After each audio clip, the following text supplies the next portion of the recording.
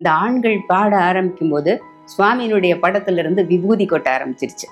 அந்த விபூதி கொட்டுறது, பூ வந்து அருந்து ஆடுறது, பூ விழுறது இதெல்லாம் தான்.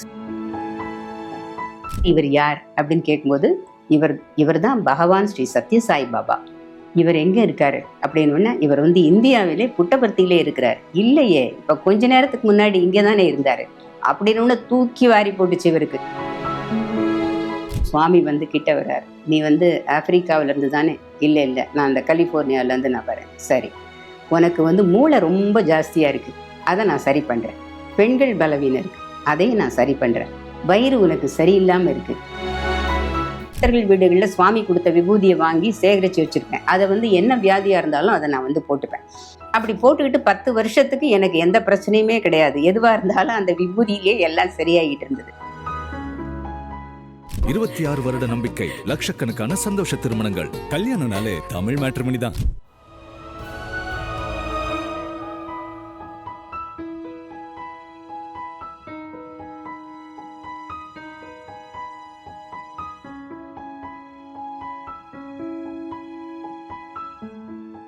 ஓம் ஸ்ரீ சாய்ராம். பகவான் பக்தர்களுக்கு தந்த அனுபவங்கள். பகவான் பக்தர்களுக்கு தந்து வரக்கூடிய அனுபவங்கள் அசாதாரணமானது. எதற்கு, எப்போது, எப்படி, யாருக்கு, என்ன காரண காரியம்னு நமக்கு தெரியவே தெரியாது, யூகிக்கவே முடியாது. நமக்கு ரொம்ப சாதாரண மனிதராக நாம் நினைக்கக்கூடியவங்க கடவுளுடைய பார்வையில் மிகச்சரியானவராக வந்து அவர் வந்து இருக்கிறார். ரொம்ப ஆச்சரியமான விஷயம் இது. அப்படி ஒரு அனுபவத்தை தான் வந்து இதில் சொல்ல போகிறேன். எங்கள் சத்யசாய் வட்டத்தில் நான் மிகவும் மதிக்கக்கூடிய, மிகவும் வந்து மரியாதை செய்யக்கூடிய சாய் சகோதரர் திரு ஹரிஹரகிருஷ்ணன். அவர் ஏராளமான அனுபவங்களை, மகோன்னதமான அனுபவங்களை வந்து அவர் பகவான் கிட்ட அடைஞ்சவர். அவர் வளைகுடா நாட்டில் வந்து பணிபுரியும் போது அவருக்கு ஏற்பட்ட அனுபவங்களை எல்லாம் சேர்த்து சாயியுடன் ஒரு பயணம்னு ஒரு புத்தகம் எழுதியிருக்கார். அதிலிருந்து 9வது அத்தியாயத்தில் ஒரு சமையல் நிபுணருக்கு ஆசிர்வாதம் அப்படின்ற ஒரு டைட்டிலில் ஒரு செய்தி இருக்குது. அதை தான் உங்களுக்கு வந்து நான் இங்கே சொல்கிறேன். எந்த ஒரு சாதகரும் வந்து பரமாத்மாவோடு இணைகின்ற பயணத்திலே ஒரு ஜீவாத்மா எந்த படிநிலையில் நிற்கிறதுன்றத நம்மால் கண்டுபிடிக்கவே முடியாது. அது பார்க்குறதுக்கு அந்த மாதிரி ரொம்ப, நான் இப்போ சொன்ன மாதிரி ரொம்ப சாதாரணம்னு நம்ம நினைக்கிறோம்.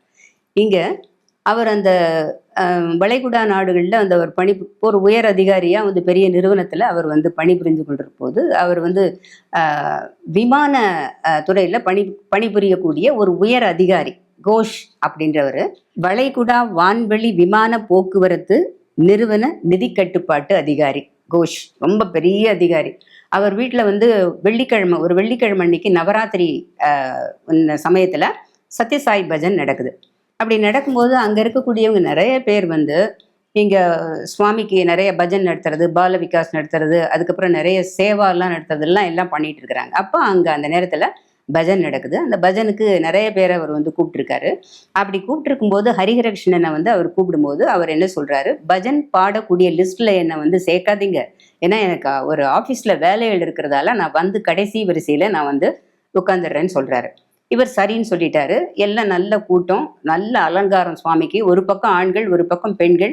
அந்த பஜன் வந்து தொடங்கிடுச்சு, நல்லா பாட ஆரம்பிச்சிட்டாங்க. இவர் ஹரிஹரகிருஷ்ணன் வந்து கடைசி வரிசைக்கு அந்த முன் வரிசையில் வந்து உட்காந்துருக்கார். எல்லாம் பாட ஆரம்பித்த உடனே வந்து இந்த ஆண்கள் பாட ஆரம்பிக்கும் போது சுவாமியினுடைய படத்திலிருந்து விபூதி கொட்ட ஆரம்பிச்சிருச்சு. அந்த விபூதி கொட்டுறது, பூ வந்து அருந்து ஆடுறது, பூ விழுறது இதெல்லாம் தான் சுவாமியினுடைய பிரத்யட்சத்தை காட்டுறதால ரொம்ப உற்சாகமாயிட்டாங்க அவங்க. அவ்வளவு ஒரு சந்தோஷமா குதூகலமா அவங்க பாட ஆரம்பிச்சிட்டாங்க. அடுத்தது அவங்க பாட ஆரம்பிச்சுட்டு அடுத்தது மகிழாஸ், இந்த பெண்களுக்கு வந்து பாடுறதுக்கான இது வரும்போது அவங்க பாடும்போது அங்கே அந்த படத்தில், சுவாமி படத்தில் குங்குமம் வர ஆரம்பிச்சிருச்சு.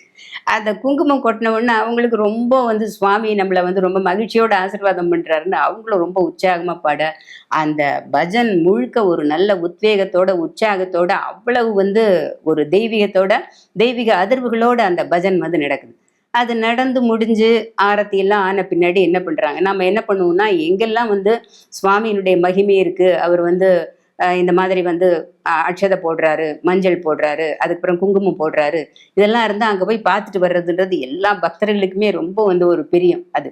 அந்த மாதிரி இவங்க என்ன பண்ணாங்கன்னா, எல்லாம் ஆரத்தி ஆனவுடனே வரிசையாக ஒவ்வொருத்தராக போயிட்டு சிம்மாசனத்துக்கிட்ட போய் சுவாமிக்கு நமஸ்காரம் பண்ணிட்டு அங்கே வந்திருக்கக்கூடிய விபூதி குங்குமம் எல்லாத்தையும் பார்த்துட்டு ரொம்ப ஆச்சரியப்பட்டுட்டு கீழே இருக்கிறதெல்லாம் என்ன பண்ணுவாங்க, கொடுத்தாங்கன்னா எடுத்துகிட்டு போவாங்க. அது ரொம்ப எல்லாம் நமஸ்காரம் பண்ணிட்டு ஒவ்வொருத்தராக போயிட்டு இருக்கிறாங்க. கடைசி வரிசை கடைசியில் நமஸ்காரத்துக்கு வந்தது நான் தான். ஹரிகிருஷ்ணன் சொல்கிறார், அப்படி வந்தவர் நான் தான். எனக்கு பக்கத்தில் வந்து ஒருத்தர் குள்ளமாக ஒருத்தர் நின்றுட்டு இருந்தார். அவர் பாகிஸ்தானி, கிறிஸ்டின். அவர் ரொம்ப சாதாரணமாக இருந்தார் பார்க்குறதுக்கு.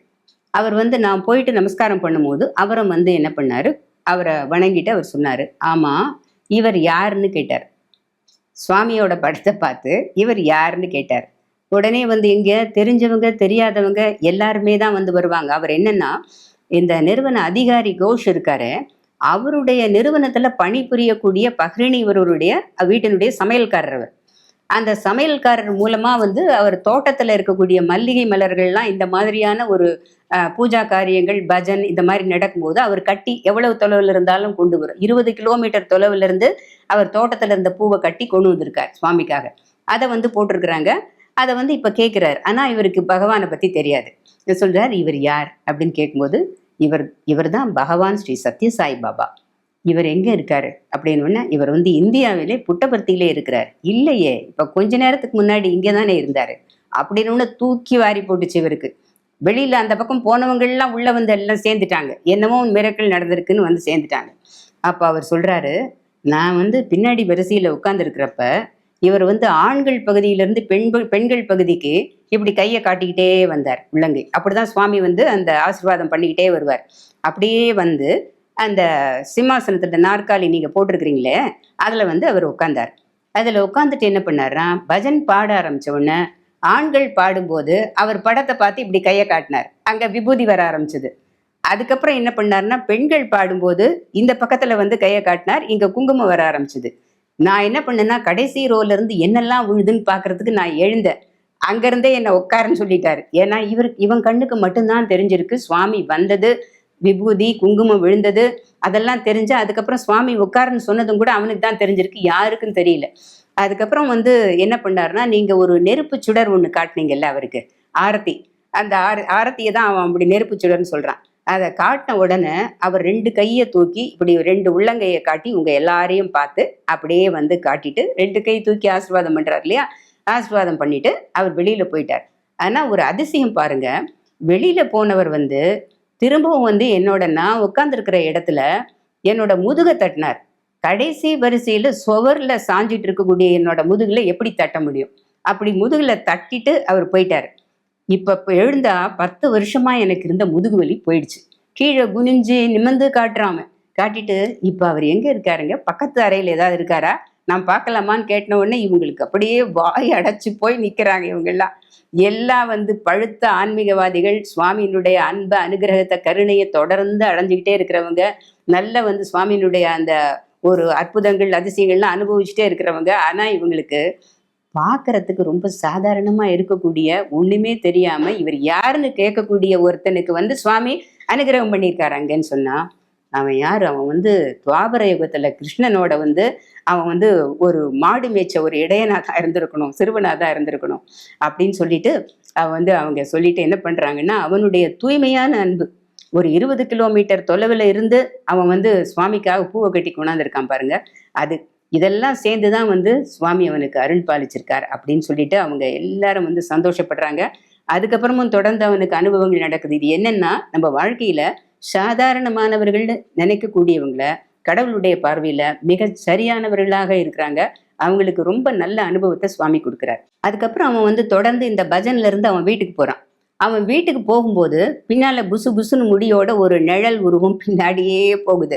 அப்படி பின்னாடியே போயிட்டு அவன் ஓடி போய் பயத்தில் ஓடி போய் அவன் வீட்டுக்குள்ளே போய் கதவை தாப்பால் போடும்போது சுவாமி நேராக பிரத்யட்சமாக வந்துட்டார். வந்துட்டு 2 கையை தூக்கி ஆசீர்வாதம் பண்ணிட்டார்.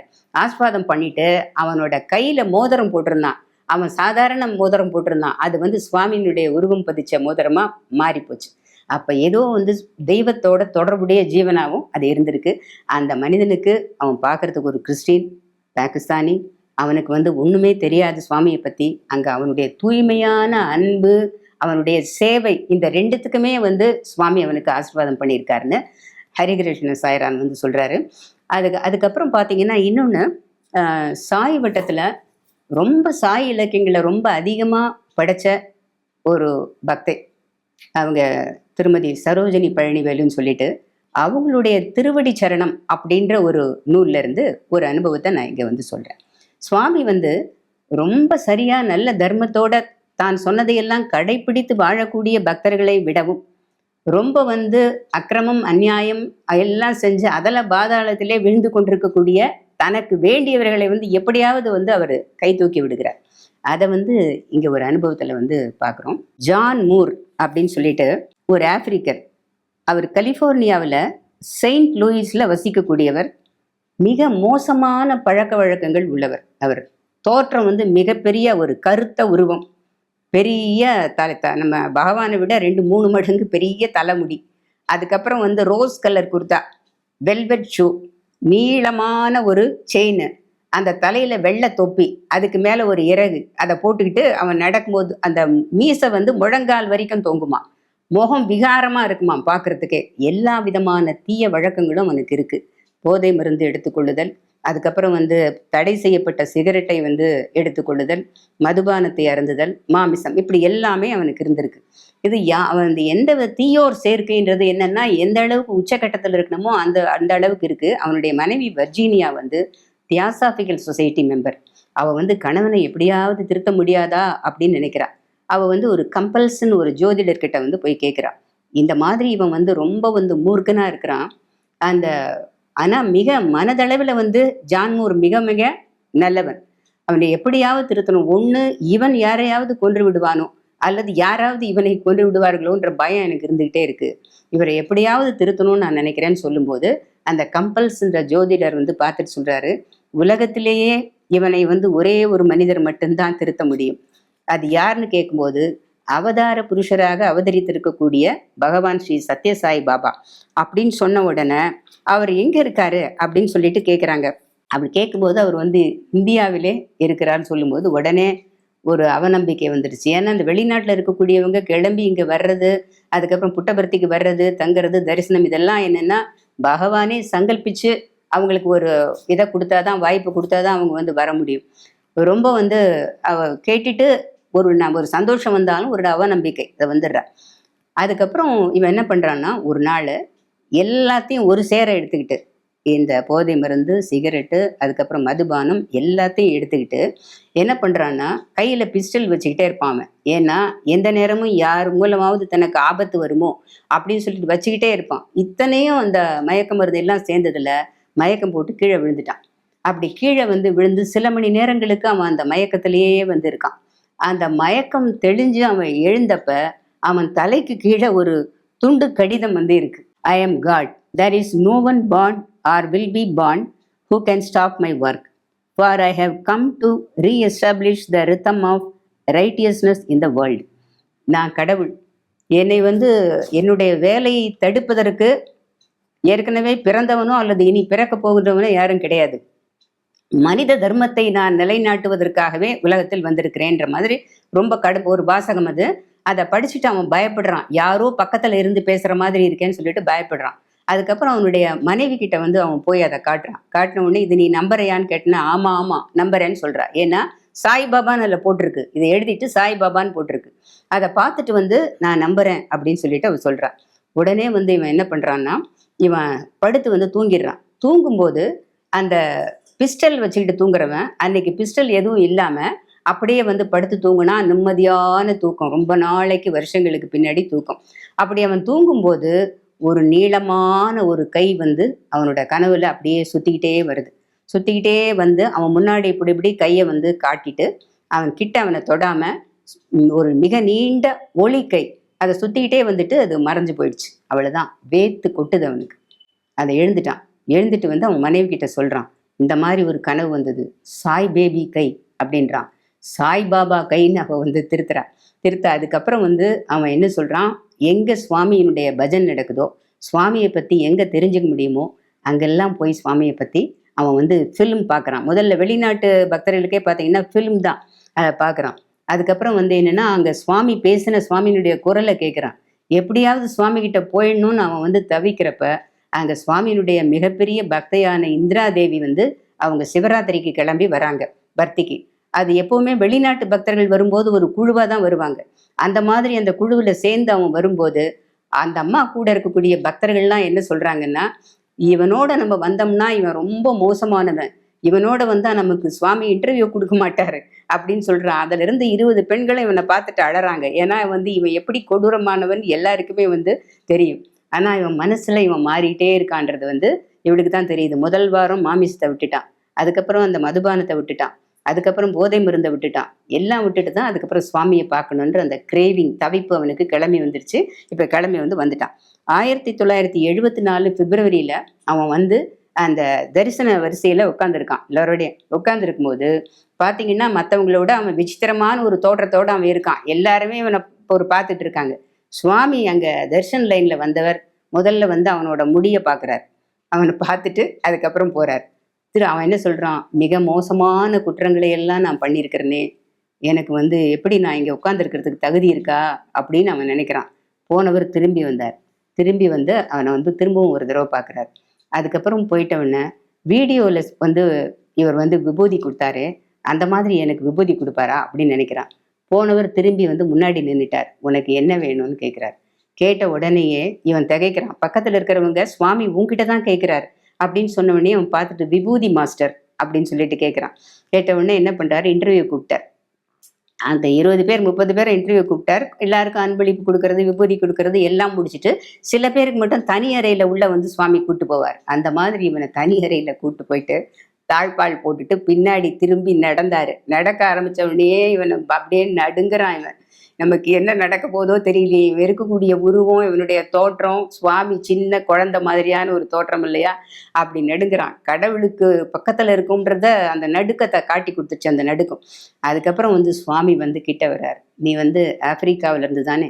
இல்லை இல்லை, நான் அந்த கலிஃபோர்னியாவிலேருந்து நான் வரேன். சரி, உனக்கு வந்து மூளை ரொம்ப ஜாஸ்தியாக இருக்குது, அதை நான் சரி பண்ணுறேன். பெண்கள் பலவீனம் இருக்குது, அதையும் நான் சரி பண்ணுறேன். வயிறு உனக்கு சரியில்லாமல் இருக்குது, அதனால உன்னுடைய இந்த மேல் சட்டையை கொஞ்சம் தூக்குன்னு சொன்னோன்னே அவன் மேல் சட்டையை தூக்குறான். அந்த விபூதியை என்ன பண்ணுறான்னா அவர் கையினால் மேலேயும் கீழையும் அந்த நெஞ்சிலையும் வயத்துலையும் தேய்க்கிறாரு. திரும்பி திரும்பி தேய்க்க தேய்க்க விபூதி வந்துக்கிட்டே இருக்குது. சுவாமியினுடைய கையில் விபூதி வர்றது வந்துக்கிட்டே இருக்கு. விபூதியை தேய்க்கும் போது அவனை பார்த்துக்கிட்டே தேய்க்கிறாரு. கிட்ட முகம் அவனும் வந்து சுவாமியை பார்த்துக்கிட்டே இருக்கிறான். அவன் பார்த்துக்கிட்டே தேய்க்க பார்த்துக்கிட்டே வந்து அவன் வந்து சிரிக்க அப்படியே அந்த டிரான்ஸ்ஃபர்மேஷன் நடந்து போயிடுச்சு. ஏன்னா சுவாமியினுடைய ஒரு பார்வையே வந்து அந்த மாற்றத்தை வந்து கொடுத்துரும். அந்த கொஞ்ச நேரம் வரைக்கும் அந்த நெருக்கம் அந்த அணுக்கம் அதெல்லாம் சேர்ந்து அவனுக்கு அதை வந்து கொடுத்துருச்சு. அதுக்கப்புறம் வந்து அவன் என்ன அங்கே புட்டபர்த்தியில் வந்து ஒரு 3 மாதம் அவன் தங்கியிருக்கான் பர்த்தியில். அதுக்கப்புறம் அவன் என்ன பண்ணுறான்னு சொன்னால் நான் யோகியாக போக போகிறேன்னு சொல்கிறான். அவன் சொல்லும்போது எந்த அளவுக்கு மனமாற்றம்ன்றதை பாருங்க. அப்படி பாருட்டு இங்கேயே நான் தங்கணும்னு சொல்கிறான். அதுக்கப்புறம் வர்ஜினியா நீ முடிஞ்சா செய் அப்படின்னு சொல்லிட்டு அவள் வந்து சொல்கிறான். அப்போ இந்த பேட்டி எடுத்தவங்க அவ கேட்குறாங்க, பகவானை நீங்கள் என்னவா நினைக்கிறீங்க? இப்போ இந்த நேரத்தில் மணிவாசகர் பாட்டு ஒன்று இருக்கு. பால் நினைந்தூட்டும் தாயினும் சால பரிந்து நீ பாவியனுடைய ஊனினை உருக்கி உள்ளொடி பெருக்கி உலப்பிலா ஆனந்தமாய தேனினை சொரிந்து புறம் புறம் தெரிந்த செல்வமே சிவபெருமானே அப்படின்னு மணிவாசகர் எப்படி உருகி பாடுறாரோ அந்த மாதிரி சொல்லலனாலும் அந்த துணியில் சொல்கிறான். பிணமாக வந்தேன், புத்துயிர் தந்து உள்ளொளி பெருக்கி என்னை நல்ல மனிதனாக நடமாட வைத்தார் அப்படின்னு சொல்கிறான். இது எப்பேற்பட்ட அனுபவம்ன்றதை பாருங்க. அப்படியே மாறி போச்சு. அந்த மாதிரியான ஒரு அனுபவம் இது. பகவானை பொறுத்த வரைக்கும் அவர் வைத்தீஸ்வரர். பகவானுடைய வட்டத்துக்கு வந்த பின்னாடி எதுவாக இருந்தாலும் நான் வந்து சுவாமியை கேட்டு செய்யறது, சுவாமியை கேட்டு முடிவு பண்ணுறதுன்ற அந்த பழக்கத்துக்கு வந்துட்டேன். அதே மாதிரி எனக்கு என்ன வியாதி வந்தாலும் சுவாமி வந்து ஒரு தலைவலி ஒரு ஏதாவது ஒரு காய்ச்சல் எது இருந்தாலும் என்ன பண்ணுவேன்னா சுவாமி விபூதியை போட்டுப்பேன். ஏன்னா சுவாமி விபூதியை சத்தியம் சுந்தரத்தில் வந்து சத்தியம் சிவம் சுந்தரம்னு கஸ்தூரி அவருடைய அத்தியந்த பக்தர், அதுக்கு மட்டும் வந்து ஒரு தனி அத்தியாயமே போட்டு கொண்டாடி இருப்பார். அது கேன்சரை கேன்சல் பண்ணுது, எத்தனையோ வந்து வியாதிகளை வந்து கேன்சல் பண்ணியிருக்கு, மனமாற்றங்களை செஞ்சுருக்கு அப்படின்லாம். நான் அந்த நல்ல நம்பிக்கையோடு பக்தர்கள் வீடுகளில் சுவாமி கொடுத்த விபூதியை வாங்கி சேகரித்து வச்சுருப்பேன். அதை வந்து என்ன வியாதியாக இருந்தாலும் அதை நான் வந்து போட்டுப்பேன். அப்படி போட்டுக்கிட்டு 10 வருஷத்துக்கு எனக்கு எந்த பிரச்சனையுமே கிடையாது. எதுவாக இருந்தாலும் அந்த விபூதியிலே எல்லாம் சரியாகிட்டு இருந்தது. ஏன்னா ஒரு கையளவு மாத்திரையை வந்து தினந்தோறும் சாப்பிடக்கூடிய என்னுடைய தோழி சொன்னா, ஆனாலும் நீ ரொம்ப கொடுத்து வச்சவ அப்படின்னு சொல்லிட்டு ரொம்ப அவங்க சொன்னாங்க. அதுக்கப்புறம் வந்து என்னன்னா கண் பட்டு போச்சுன்னு தான் சொல்லணும். கண்களுக்கு வந்து ஒரு வைத்தியம், ஒரு சிகிச்சை வந்தது.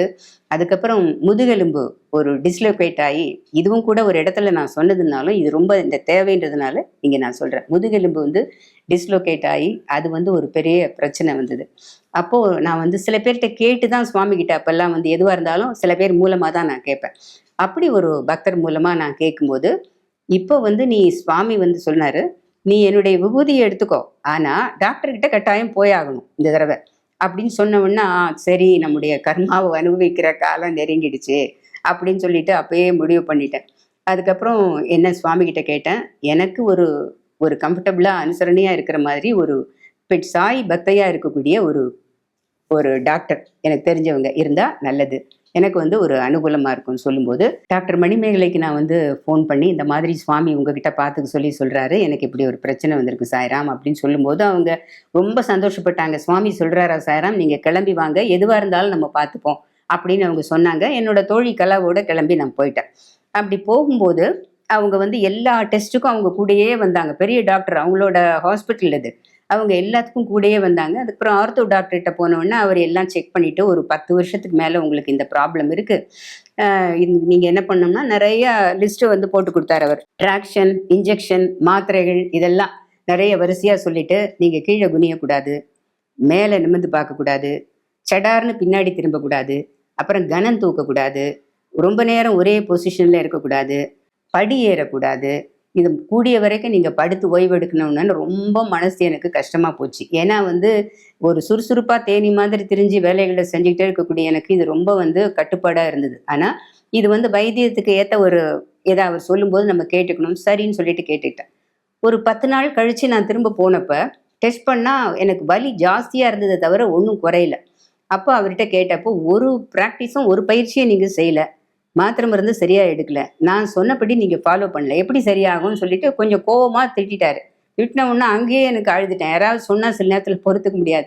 அப்புறம் அந்த டாக்டரையும் என்னை சமாதானப்படுத்தி, அதுக்கப்புறம் அவர் நல்லதுக்கு தானே சாய்ராம் சொல்றாருன்னு சொல்லிட்டு அவங்க அனுப்பிச்சாங்க. நான் வீட்டுக்கு வந்துட்டு நான் வழக்கமா பேசக்கூடிய என்னுடைய சாய் தோழி, அவங்க வந்து என்ன ஸ்ரீகலா அவங்க பேரு. ஒரு 10-12 வருஷமா அவங்க மூலமா தான் நான் சுவாமி கிட்ட வந்து அப்பெல்லாம் கேட்டுக்கிட்டு இருந்தேன். அவங்க கிட்ட சொல்லி இந்த மாதிரி வந்து எனக்கு டாக்டர் சொல்றாரு, அதனால சுவாமி கிட்ட சொல்லுங்கன்னு சுவாமி சொல்றாரு, டாக்டர் சொன்னா எதுக்காக நீ வந்து அழற, டாக்டர் நல்லதுக்கு தானே சொல்றாரு, அதை நீ கேட்டுதான் ஆகணும்னு சொல்றாரு சுவாமி. அதுக்கப்புறம் வந்து என்ன வந்து சொல்றாருன்னா, சுவாமி கிட்ட நான் கேட்டேன், ஏதாவது ஒரு அற்புதம் பண்ணி இந்த வியாதியை குணப்படுத்திடக்கூடாதா சுவாமின்னு நான் கேட்குறேன். இது என்னன்னா ஒரு பேதத்தனமான இதுதான் வச்சுக்கோங்க. கேட்குறேன், அதுக்கு என்ன சொன்னார் சுவாமின்னு கேட்டால் ஒரு பதிலும் சொல்லலை சாய்ராம்னாங்க. சரின்ட்டு பேசாமல் விட்டுட்டேன். அதுக்கப்புறம் ஒரு 10 நாள் கழிச்சு ஒரு சேவா வருது, ஆராதனா டேக்கு ஒரு இடத்துக்கு பேச போகணும். ஏற்கனவே நான் வந்து ஒத்துக்கிட்டேன் பேசுறதுக்கு. அங்கே பேசுறதுக்காக போகணும். அப்படி வந்து போகிறதுக்கு அதுக்கு ஒரு அனுமதி வாங்கணுமேன்றதுக்காக நான் இந்த மாதிரி வந்து ஒரு ஆராதனா 2016 ஏப்ரல் 24 ஆராதனா டே அதுக்கு வந்து பேச வரேன்னு சொல்லிட்டேன். ஆதம்பாக்கத்தில் ஸ்ரீனிவாசன் கிரி, அதில் வந்து ஜனகம் அம்மான்னு இருக்காங்க, அவங்க என்னோட ரொம்ப நெருங்கின தோழி. அதனால் அங்கே பேச வரேன்னு சொல்லிட்டேன். இப்போ அதுக்கு பின்னாடி தான் இந்த ட்ரீட்மெண்ட் வந்தது. நான் அதுக்கு சேவாவுக்கு போகலாமா சுவாமின்னு கேட்ட உடனே தாராளமாக போகலான்னு சொல்லிட்டார் சேவாவுக்கு. சரின்னு திரும்ப டாக்டர்கிட்ட கேட்டப்ப, நீங்கள் போகலாம், படியேறக்கூடாது, 1/2 மணி நேரத்துக்கு மேலே பேசாதீங்க, அந்த 1/2 மணி நேரமும் வந்து நின்றுக்கிட்டு பேசுனீங்கன்னா திரும்ப உட்காந்துடணும், எப்படி நம்ம சரியா ரூல்ஸ்லாம் போட்டு அவர் வந்து சொன்னார். அதுக்கு மேலே பேசாதீங்க சாய்ராம் சொல்லி அனுப்பிச்சார். சரி நான் இங்கே வந்தேன். வந்துட்டு அவங்க அந்த சீனிவாசனுடைய மனைவி என்னை கூட்டிகிட்டு போகிறாங்க. 12 வருஷம் கழிச்சு தான் அவங்க வீட்டுக்கு போய் பார்க்குறாங்க. நிறைய அதிசயங்கள் சுவாமி செய்கிற வீடு. நிறைய விக்கிரகங்கள் வரும், சேலைகள் வரும். அதுக்கப்புறம் நான் போகிறப்ப வாமனர் பாதத்தை வந்து போட்டிருந்தார். அந்த மாதிரி சாதாரணம் இல்லை. அங்கே வந்து என்னென்னா தெய்வ கல்யாணங்கள்லாம் பண்ணுவாங்க. எல்லா விதமான பொருட்களுமே அங்கே வரும். யார் எழுதுகிற கடிதத்துக்களும் வந்து சுவாமி வந்து பதில் போடுவார். பிரத்யட்சமாக வந்து பூஜை ரூமில் சுவாமி வந்து உட்காந்துருவார். அந்த மாதிரியான ஒரு இடம் அது. அங்கே நான் போன உடனே அந்த அம்மாட்ட கேட்டேன், அம்மா நீங்கள் அந்த மீட்டிங் கீழே தானம்மா வச்சுருக்கீங்க, ஆனால் கீழே எதுவுமே இந்த சுவடே தெரியல, மீட்டிங் இருக்கிற இதுவே தெரியல, அதனால் கீழே தானம்மா வச்சுருக்கீங்க அப்படின்னோடனே நான் எல்லாமே சொன்னேன். இந்த மாதிரி உனக்கு வந்து ஒரு ட்ரீட்மெண்ட் நடந்துட்டு நீ படியேறக்கூடாதுன்னு சொல்லியிருக்காருலாம் சொன்னேன். ஆனால் சுவாமி என்ன சொன்னார்னா, மீட்டிங் மேலே தான் இருக்கணும், மாடியில் தான் இருக்கணும், பொன்மணியை படியேறி வந்து மேலே பேச சொல்லு, நான் பார்த்துக்கிறேன்னு சொல்லிட்டாரு. அப்படின்னோடனே எனக்கு திக்குன்னு போயிடுச்சு. அப்படியாம்மா சொன்னார் சுவாமின்னொடனே, ஆமாம்மான்னாங்க. சரி அதுக்கு மேலே என்ன பண்ணுறதுன்னு மெல்லமாக ரொம்ப நீளமான படிகள் அங்கே மெல்ல மெல்ல ஏறி போயிட்டேன். அங்கே மாடியில் வந்து பெரிய ஷாமியானா போட்டு ரொம்ப சிம்மாசனம் போட்டு ரொம்ப கிராண்டாக அலங்காரம், மாலைகள் காற்றுல ஊசலாடுது. 60 பேருக்கு மேலே பக்தர்கள் உட்காந்து சத்சங்கம் நல்ல பஜன் பாடிட்டு இருக்கிறாங்க. அந்த நேரத்தில் நான் அங்கே போனேன். அங்கே வந்து ஒரு 40 நிமிஷமோ 45 நிமிஷமோ பஜனானந்தம் பரமானந்தம்ன்ற தலைப்பில் பேசினேன். போபயஹரணா அப்படின்ற பாட்டை வந்து பாடினேன். எல்லாம் பாடிட்டு எல்லாம் இருக்கும்போது முடித்த உடனே அந்த கிரி சாய்ராம் நான் சொல்லுவேன். ஆனால் சீனிவாசன் சமீபத்தில் கூட நிறைய பேட்டிகள் கொடுத்துருக்காரு. அவர் வந்து என்ன சொன்னார், ஆண்டி சுவாமி உங்களுக்கு பூஜை ரூமில் ஒரு கடிதத்தோட தன்வந்திரி விபூதி கொடுத்துருக்காருன்னு சொன்னார். சொன்ன உடனே ரொம்ப எனக்கு சந்தோஷமாக போயிடுச்சு. அதுக்குள்ளே அந்த அம்மா வந்தாங்க. அது மட்டும் இல்லை, உனக்கு ஒரு அழகான ஆரஞ்சு கலர் புடவையும் கொடுத்துருக்காரு சுவாமின்னொன்னே இன்னும் எனக்கு சந்தோஷம். அப்படியே ஒரு ஆனந்தம். அப்படியே அவங்க கீழே இருந்து பூஜை ரூம்லேருந்து எல்லாத்தையும் கொண்டு வந்து மாடியில் கொண்டு வந்து அவங்க எல்லார் முன்னாடியும் அந்த சுவாமியினுடைய அன்பளிப்பை கொடுத்ததும் வாங்கிட்டு எனக்கு கண்கள்லேருந்து அப்படியே தண்ணீர் பெருகுது. அப்படியே வந்து சுவாமி பாதங்களில் வச்சு நமஸ்காரம் பண்ணிவிட்டு அவங்க கிட்டலாம் சொல்லிட்டு வீட்டுக்கு வந்துட்டேன். வீட்டுக்கு வந்து அந்த சுவாமியினுடைய பாதங்களில் வச்சுட்டு அதுக்கப்புறம் அந்த லெட்டர் பிரிக்கிறேன். அந்த லெட்டரில் இங்கிலீஷில் எழுதியிருக்கார், மை டியர் சைல்டு, இந்த விபூதி வந்து உன்னை குணப்படுத்தும், இதை தொடர்ந்து எடுத்துக்கொள். அதுக்கப்புறம் உன் தாய் நான், இந்த சேலை உனக்காக, நீ எப்போது என்னை நினைக்கிறாயோ அப்போதெல்லாம் உன் முன் வந்து நிற்பேன், நீ என்னை நினைக்கவில்லை என்றாலும் உன் முன் வந்து நிற்பேன், அன்புடன் பாபா அப்படின்னு எழுதியிருந்தால் அந்த கடிதத்தில் விபூதியும் அன்பையும் சேர்த்து கொட்டி இருந்தார் சாய்ராம் சுவாமி. அதை என்னால் தாங்க முடியல. அதை விட என்னென்னா, அந்த சேலை ஆரஞ்சு கலரில் சேலை, அந்த சேலையை சுவாமி கையில் எடுத்து வச்சிருக்கார் இல்லையா, அங்கங்கே விபூதி. அதில் அந்த விபூதியை கையில் வச்சுக்கிட்டு கொஞ்ச நேரம் அந்த சேலையை கையில் வச்சுக்கிட்டு நான் நின்னேன். அப்படியே மெய்மறந்து நின்னேன். என்னால் அந்த வைப்ரேஷனை தாங்க முடியல. சுவாமிக்கு அப்படியே வந்து நன்றி சொல்லி நமஸ்காரம் பண்ணேன். இதில் என்னன்னு சொன்னால், அதை வந்து நான் டாக்டர்கிட்ட சொன்னப்போ டாக்டர் சொன்னாங்க, இதை விட என்ன சாய்ராம் வேணும் அப்படின்னு சொன்னாங்க. அந்த 2 நாள் கழித்து அந்த டாக்டர்கிட்ட டெஸ்ட்டுக்கு போனால் 75% சரியாயிடுச்சே. எப்படி, குட், ரொம்ப நல்லா வந்து நீங்கள் நல்லா வந்து பயிற்சி பண்ணியிருக்கீங்க, நல்லா எடுத்துக்கிட்டு இருக்கீங்க, எக்ஸசைஸ் பண்ணியிருக்கீங்கன்னு சொன்னோடனே, பரமம் பவித்ரம் பாபா விபூதி இல்லையா, அதனால் சுவாமி கொடுத்த தன்வந்திரி விபூதி செஞ்ச வேலை அது. அதனால் அதில் எனக்கு பயம் போச்சு. ஒரு பெரிய அளவில் வந்து எல்லாமே போகலைன்னாலும் பெரிய அளவில் வந்து அந்த வியாதி வந்து போச்சு அப்படின்னு சொல்லலாம். என்ன ஒரு விஷயம் சொன்னால், நான் படியேறி வரமாட்டேன் அப்படின்னு நான் சொல்லியிருந்தேன்னா சுவாமியினுடைய இந்த அனுகிரகம், ஆசிர்வாதம், அவருடைய இந்த பிரசாதங்கள்லாம் எனக்கு கிடைச்சிருக்காது. எப்பவுமே சுவாமி எதை சொல்கிறாரோ நாம் அதை வந்து செஞ்சிடணும். அதுக்கப்புறம் என்ன வந்து நடக்குதோ அதை சுவாமி பார்த்துப்பார். சாய்ராம். ஜெய் சாய்ராம். 26 வருட நம்பிக்கை, லட்சக்கணக்கான சந்தோஷ திருமணங்கள். கல்யாணம்னாலே தமிழ் மேட்ரிமோனி தான். சக்தி விகடனின் வீடியோக்களை தொடர்ந்து காண இந்த சேனலை சப்ஸ்கிரைப் செய்யுங்கள். வீடியோ குறித்த தகவலை உடனுக்குடன் அறிய பெல் ஐகானை கிளிக் செய்யுங்கள். வீடியோக்களை உங்கள் நண்பர்களுக்கும் உறவுகளுக்கும் பகிர்ந்து கொள்ளுங்கள். என்றென்றும் இறைப்பணியில் உங்களோடு சக்தி விகடன்.